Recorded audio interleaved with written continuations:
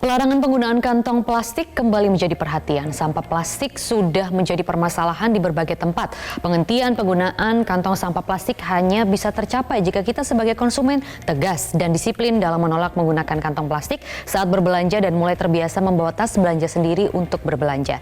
Dan membahas masalah mengenai sampah plastik ini telah terhubung melalui sambungan Skype Rahyang Nusantara yang merupakan gerakan nasional diet kantong plastik. Halo Rahyang, apa kabar? Halo Mbak Maria, apa kabar juga? Kabar baik saya.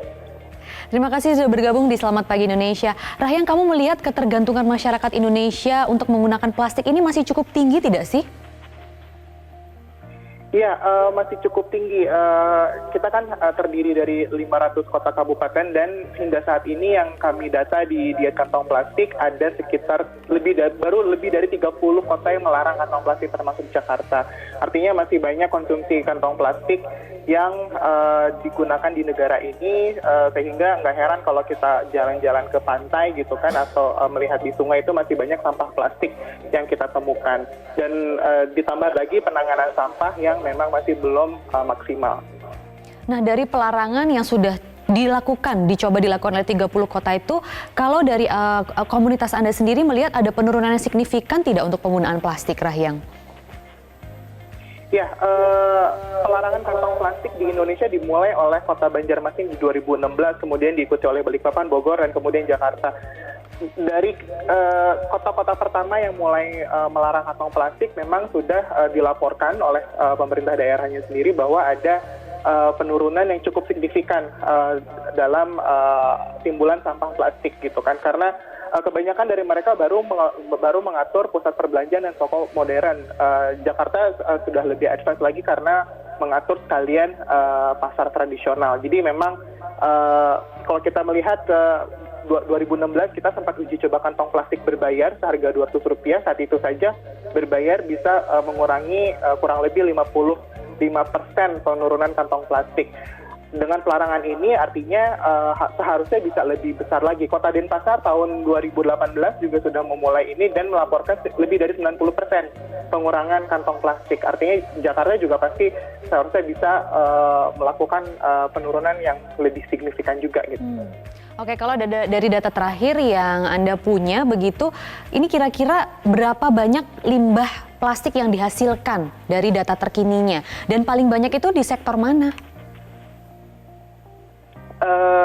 Untuk di Jakarta sendiri memang kurang lebih 300 juta lembar kantong plastik. Itu baru kantong plastik saja, belum jenis-jenis plastik lainnya yang memang juga kita konsumsi seperti sedotan, styrofoam, dan yang lain-lain. Dan kalau kita lihat sumbernya dari mana, sebetulnya itu beragam, karena masyarakat tidak hanya pergi ke supermarket, tapi masyarakat juga pergi ke pasar tradisional. Dan menurut data yang pernah saya baca justru ya hampir sama sebetulnya toko modern dan pasar tradisional distribusi kantong plastiknya ya hampir mirip lah gitu. Jadi sebetulnya makanya kenapa di peraturan ini yang kami apresiasi juga bahwa peraturannya tidak hanya mengatur toko modern saja tapi juga pasar tradisional. Oke, Rahyang, apa sih pesan yang paling penting yang harus diketahui masyarakat mengenai mulai dari sekarang tuh kita benar-benar harus kontribusi yang nyata untuk mengurangi sampah plastik di Indonesia? Ya, sesederhananya kita bawa tas belanja sendiri untuk berbelanja ke toko modern, ke pasar tradisional, bahkan ke restoran pun kalau bisa kita juga bawa wadah-wadah sendiri untuk take away. Jadi kita juga meskipun saat ini kantong plastik yang dilarang, bukan menutup kemungkinan bahwa di masa-masa mendatang jenis-jenis plastik sekali pakai lainnya juga akan dibatasi. Jadi kita juga harus mulai tumbuhkan perilaku ini dari sekarang sehingga kita sudah siap ketika peraturan tentang plastik sekali pakai lainnya juga akan muncul. Baik, terima kasih Rahyang sudah berbagi informasi di Selamat Pagi Indonesia kali ini. Semoga memang masyarakat benar-benar bisa disiplin ya untuk mulai diet kantong plastik. Terima kasih.